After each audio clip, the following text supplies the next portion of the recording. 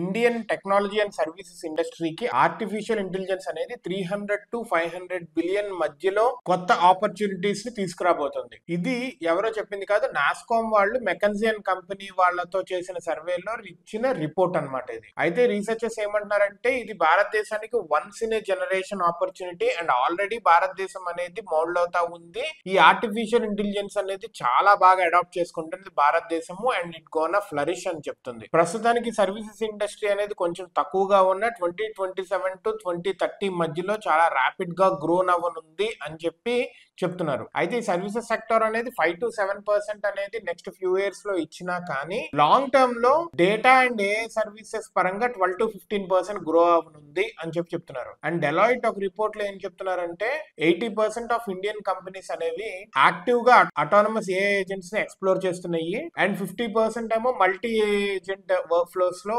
Concentrate చేస్తున్నాయని చెప్తున్నారు. And spending on AI భారతదేశంలో ఇట్ గోనా 2023 లో 2.1 బిలియన్ ఉండేది కాస్త 2028 కల్లా 10.4 బిలియన్ కి రీచ్ అవ్వనుంది అని చెప్తున్నారు. With a growth of 38% annual growth తో పెరగనుంది ఈ ఎక్స్పెండిచర్ అనేది అని చెప్తున్నారు.